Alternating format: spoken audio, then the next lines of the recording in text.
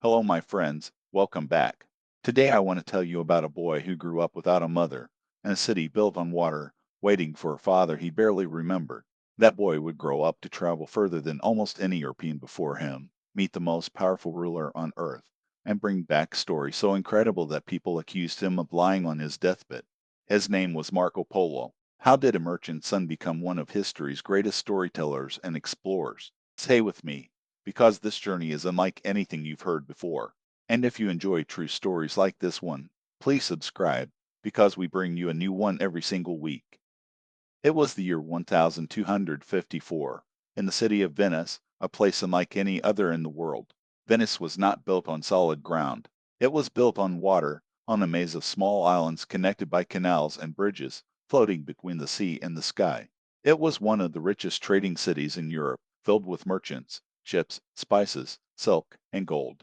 Into this world, a baby boy named Marco Polo was born, but his early life was marked by absence. His mother died when he was still very young. His father, Niccolo Polo, was a merchant, and at the time of Marco's birth, his father was not even in Venice. Niccolo and his brother Maffei had left on a trading journey to the East years earlier, long before Marco was born, and they had not returned. Little Marco grew up being raised by relatives, an aunt and an uncle, wondering about the father he had never truly known. Imagine that. A boy growing up not knowing if his own father was alive or dead, thousands of miles away in lands most Europeans could not even imagine. Years passed. Marco grew from a baby into a boy, and then into a young teenager. He learned about business, about ships, about the goods that passed through Venice's busy harbor.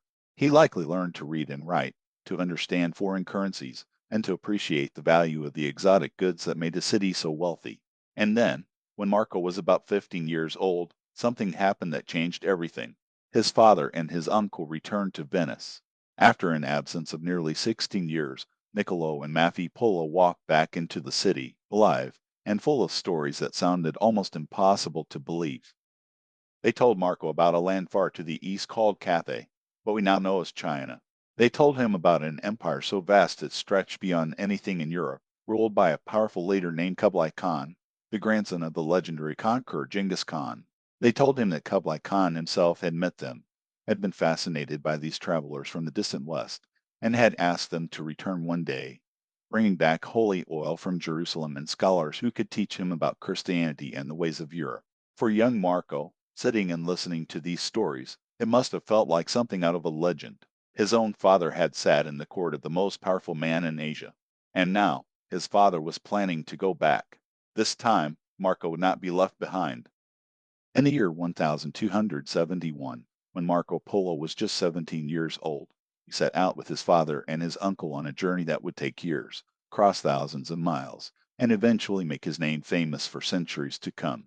They traveled first by ship to a port in the Middle East, then continued by land, joining trade routes that were part of what we now call the Silk Road, an ancient network of paths connecting Europe to Asia.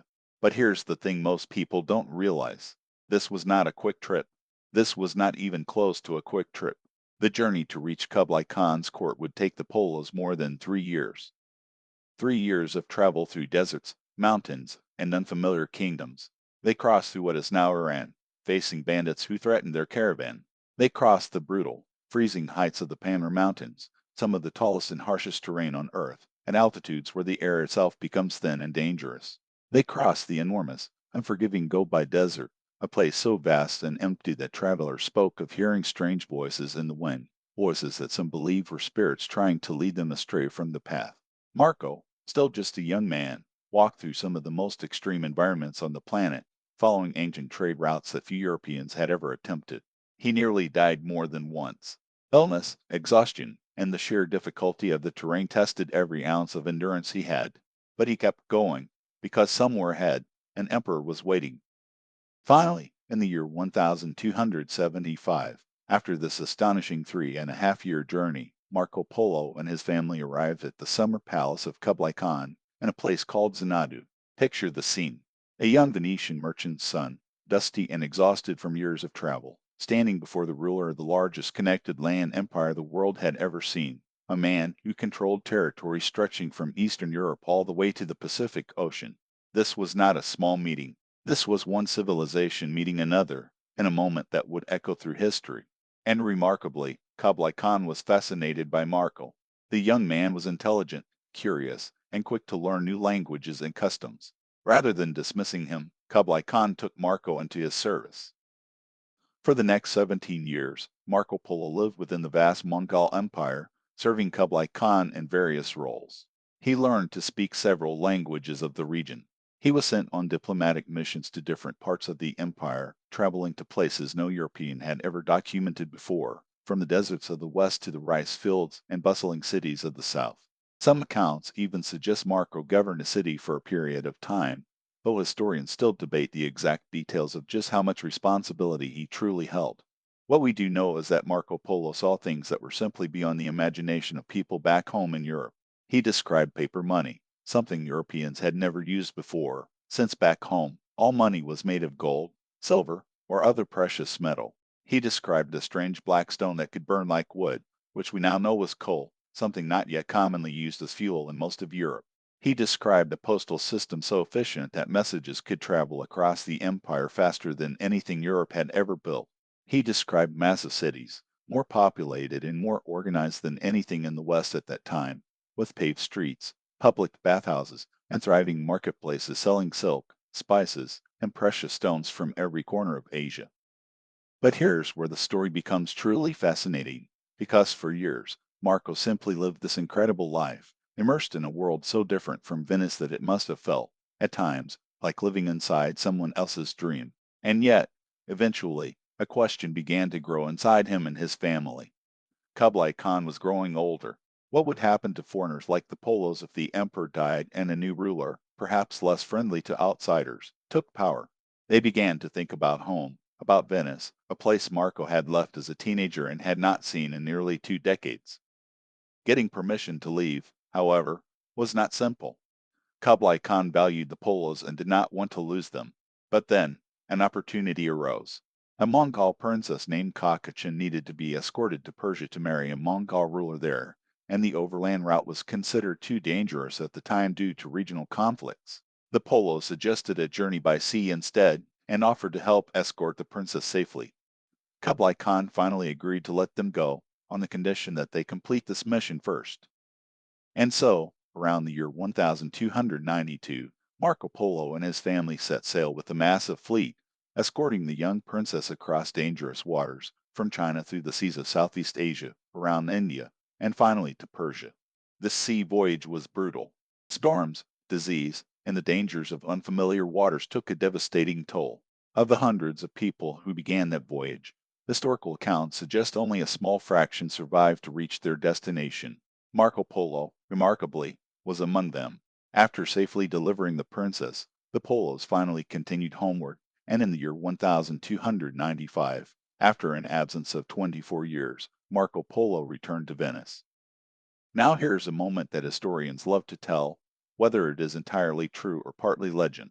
According to the story, when Marco Polo and his family arrived back at their old family home in Venice, dressed in strange, worn clothing from their years of travel, their own relatives did not recognize them.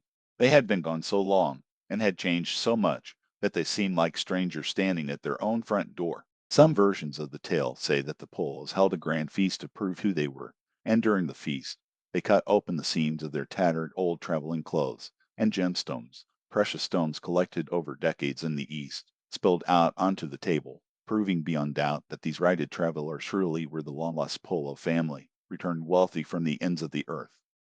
But Marco Polo's story does not end quietly at home in Venice. Not long after his return, Venice found itself at war with a rival trading city, Genoa. And here is where the story takes an unexpected turn. Marco Polo, now a wealthy and experienced man in his 40s, ended up captured during a naval battle and was thrown into a Genoese prison. Picture that. A man who had survived deserts, mountains, storms at sea, and decades in a foreign empire, now sitting in a prison cell in a rival Italian city. Most people would consider this the lowest point of such an adventurous life. But it was inside that prison cell that Marco Polo's greatest legacy was actually created. While in prison, Marco shared a cell with a writer named Rustichello da Pisa. To pass the long, difficult days of captivity, Marco began telling Rustichello the stories of his travels, all the incredible places he had seen. the customs, the wonders, the dangers, the court of Kublai Khan itself. Rustichello began writing it all down. What emerged from that prison cell became one of the most famous travel accounts in human history, a book that would eventually be known as the Travels of Marco Polo, sometimes called the Book of the Marvels of the World. When the book began to spread across Europe, it caused a sensation. People had never read anything quite like it. Descriptions of enormous cities, strange customs, unimaginable wealth, and lands so far away that most readers could barely picture them on a map, if they even had access to a map at all. But here is the twist that many people don't expect. Many readers simply did not believe him. The stories seemed too extraordinary, too fantastic to be true. Some people nicknamed the book Il Milione, meaning the million, as a mocking reference to what they believed were a million exaggerations and outright lies. Marco Polo, the man who had genuinely walked further and seen more of the world than almost any European of his era, spent years being doubted, even ridiculed, by people who simply could not believe what he had witnessed with his own eyes. According to legend, when Marco Polo lay dying, friends and priests gathered around him and urged him to finally confess that his stories had been exaggerated, to clear his conscience before facing judgment. And according to that same legend, Marco Polo, even on his deathbed, refused to take back a single word. He is said to have replied that he had not even told half of what he had actually seen. Whether that exact deathbed moment happened precisely as legend describes, we cannot say for certain, but it captures something true about the man. Until the very end, Marco Polo stood by the reality of his extraordinary journey, even when the world around him refused to believe it. Marco Polo died in the year 1324 in Venice, the city where his story had both begun and ended. But here is what makes the story truly remarkable. The doubt that followed him in his lifetime did not last. Over the following centuries, as more explorers and traders made contact with Asia, many of Marco Polo's descriptions were gradually confirmed to be accurate. The great cities, the paper money, the postal systems, the customs he described, all of it turned out to be true. And his book did not simply fade into obscurity. It went on to inspire generations of explorers who came after him. Perhaps most famously, nearly 200 years later, a young sailor named Christopher Columbus owned a heavily annotated copy of Marco Polo's book, filled with his own handwritten notes in the margins. Columbus dreamed of reaching the very lands Marco Polo had described, the wealth of Asia, and that dream, inspired in part by Marco's writings, eventually led Columbus to sail west across the Atlantic Ocean, searching for a new route to the east, and instead stumbling upon an entirely new world. Think about that for a moment. A boy from Venice, who grew up without his parents, who endured years of brutal travel across deserts and mountains as a teenager, who lived for nearly 2 decades inside the greatest empire on earth, who was doubted and mocked for telling the truth about what he had seen, ended up shaping the course of world history centuries after his own death, simply because he refused to stay silent about his experiences, and because someone in a prison cell decided his story was worth writing down. Marco Polo's journey teaches us something powerful. Sometimes the truth sounds so extraordinary that people simply cannot accept it, not because it is false, but because it stretches beyond what they believe is possible. Marco Polo saw a wider world than almost anyone else of his time, and he had the courage to describe it honestly, even when it cost him his credibility during his own lifetime. He crossed deserts that swallowed travelers whole. He crossed mountains where the air itself could kill you. He served an emperor whose empire was larger than anything Europe had ever known. And through it all, he never stopped being curious, never stopped observing, never stopped wanting to understand a world far bigger and stranger and more wonderful than the small corner of Venice he had been born into. From a lonely boy waiting for a father who might never return, to a young man walking across the harshest landscapes on earth, to a trusted servant in the court of the most powerful ruler alive, to a prisoner whose stories became one of the most influential books ever written, Marco Polo's life reminds us that the biggest adventures often begin with nothing more than the courage to take the first step into the unknown. Thank you so much for listening to this incredible story today. If Marco Polo's journey across the world amazed you, please give this video a like and subscribe for more true stories of history's greatest adventurers and explorers. Tell me in the comments which explorer or historical figure would you like me to cover next, and let me know where in the world are you watching from today. I always love hearing from you. See you in the next story, my friend.